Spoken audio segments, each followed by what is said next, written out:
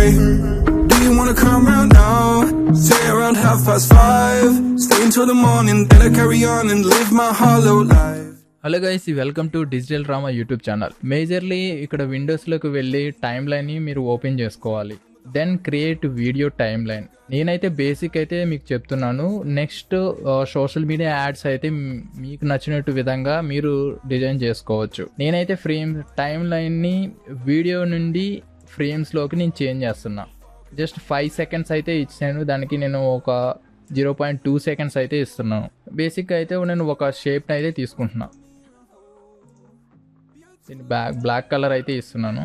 ఇదైతే తీసుకున్నాను కదా, దీన్ని నేను మళ్ళీ డూప్లికేట్ చేసుకుంటున్నా. Ctrl+J డూప్లికేట్ అవుతుందన్నమాట. దెన్ దీని నెక్స్ట్ ఫ్రేమ్ని ఇంకొకటి ఫ్రేమ్ తీసుకుంటున్నా. ఫస్ట్ ఫ్రేమ్లో అయితే సెకండ్ వన్ ఆఫ్ చేస్తున్నా. సెకండ్ ఫ్రేమ్లో అయితే ఫస్ట్ వన్ ఆఫ్ చేసి సెకండ్ వన్ ఓపెన్ చేస్తున్నా. నేను దీనికి రెడ్ కలర్ అయితే ఇస్తున్నా.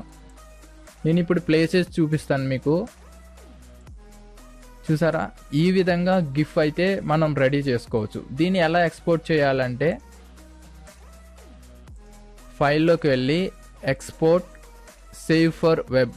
ఇక్కడ జిఫ్ ఫార్మాట్స్ అయితే డిఫరెంట్ బిట్స్లో అయితే మీకు ఉంటుంది. నేనైతే 128 డైదర్ గిఫ్ ఫార్మాట్ అయితే నేను సేవ్ చేస్తున్నా.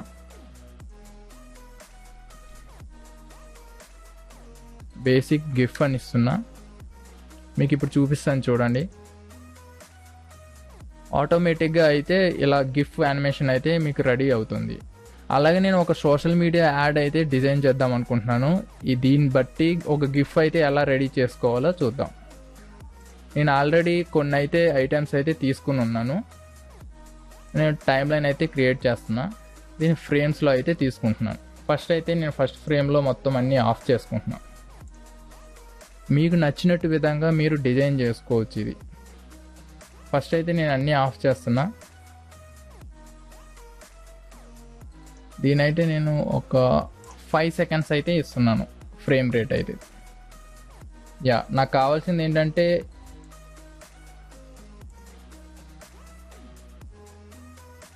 బ్యాక్గ్రౌండ్, బైక్ అండ్ ఇవన్నీ నేను సెట్ చేసుకుంటున్నాను అన్నమాట ముందు. ఫస్ట్ అయితే నేను బైక్ని అయితే డూప్లికేట్ చేస్తున్నా.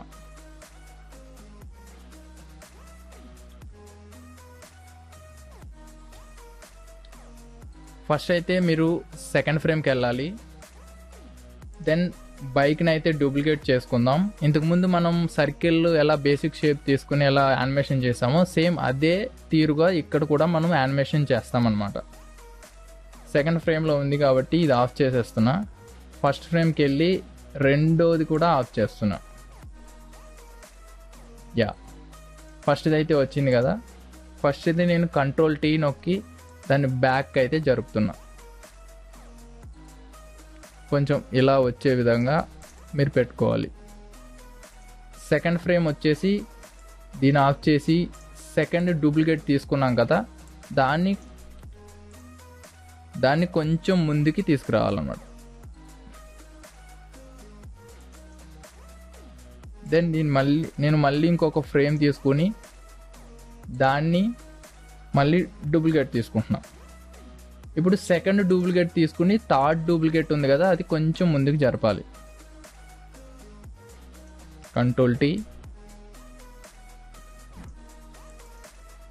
ఇంకొక ఫ్రేమ్ తీసుకుని దీన్ని డూప్లికేట్ తీసుకుని థర్డ్ డూప్లికేట్ని అయితే ఆఫ్ చేసుకుని ఫోర్త్ని మనం Ctrl+Tతో ఇంకొంచెం ముందుకి జరపాలి.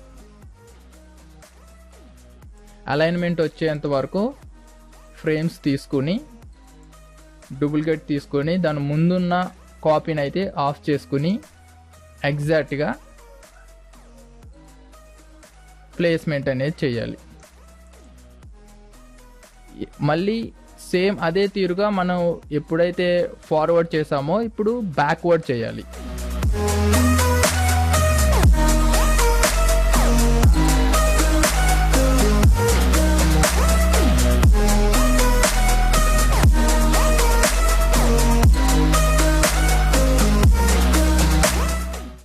సో మనం ఇప్పుడైతే బేసిక్ అయితే దీన్ని ప్లే చేసి చూద్దాం.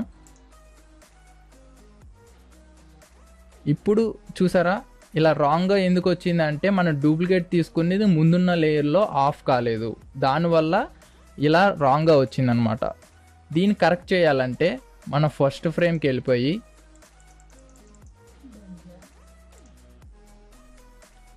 ఏదైతే లేయర్స్ అనేది మనం ముందు ఫ్రేమ్లో ఆఫ్ చేసామో అవి ఆఫ్ చేయాలి.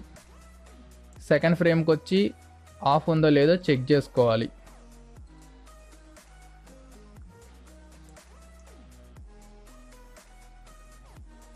దెన్ థర్డ్కి వచ్చి ఆఫ్ ఉందో లేదో చెక్ చేసుకోవాలి. మీరు చూస్తూ ఉండాలి. చూడండి, ఇగో యానిమేషన్ వన్ ఫ్రేమ్ చూస్తే మనకు అర్థమైపోద్ది.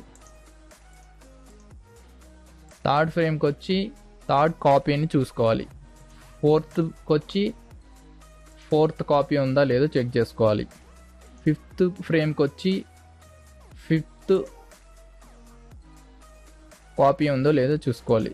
సిక్స్త్కి వచ్చి సిక్స్త్కి ఆన్ ఉందో లేదో చూసుకోవాలన్నమాట. ఈ విధంగా మిగతా ఫ్రేమ్స్ కూడా మీరు చెక్ చేసుకుంటూ ఉండాలి. ఇప్పుడు నేను మీకు ప్లే చేసి చూస్తాను, చూడండి.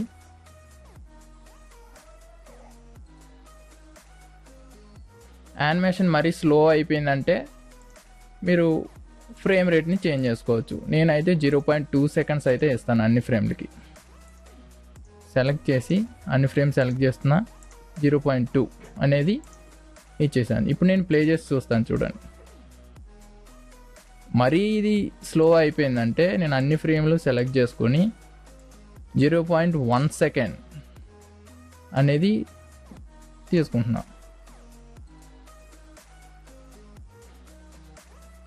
చూసారా, ఈ విధంగా మనం గిఫ్ట్ని యానిమేషన్ చేసుకోవచ్చు.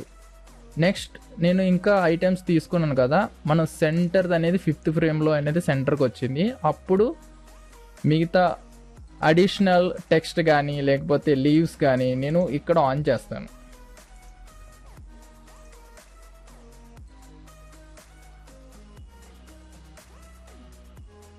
ఈ విధంగా మనం చేంజ్ చేసుకోవచ్చు. ఇప్పుడు చూడండి, నేను ప్లే చేయగానే అవి కనిపించి మాయమైపోతాయి.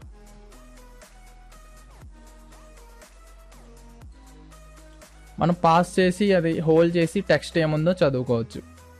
ఈ విధంగా మనం గిఫ్ యానిమేషన్ని ఫోటోషాప్లో ఈజీగా రెడీ చేసుకోవచ్చు అనమాట. దీన్ని మనం ఫైల్లోకి వెళ్ళి export, save for web, save social media bike add అని పెట్టేద్దాం. ప్లే చేసి చూపిస్తాను, చూడండి. ఇక్కడ చూడండి, క్వాలిటీ కొంచెం చేంజ్ అయినట్టు కనిపిస్తుంది. ఇది మీరు డిఫరెంట్ జిఫ్ ఫార్మాట్స్ అయితే ఉంటాయి. మీరు ఆన్లైన్లోకి వెళ్ళి కూడా కన్వర్ట్ చేసుకోవచ్చు, ఫోటోషాప్లో కూడా సేవ్ చేసేసుకోవచ్చు అనమాట. ఇది ఆటోమేటిక్గా చూడండి, ఇలా సింపుల్ యానిమేషన్ ఫోటోషాప్లో గిఫ్ యానిమేషన్ చేసుకోవచ్చు. మరొక వీడియోతో మీ ముందుకు వస్తాను. Signing off, digital drama. Beautiful eyes, dragging me under the table. Hell in her eyes, she wants to put me in a hole. Beautiful liar.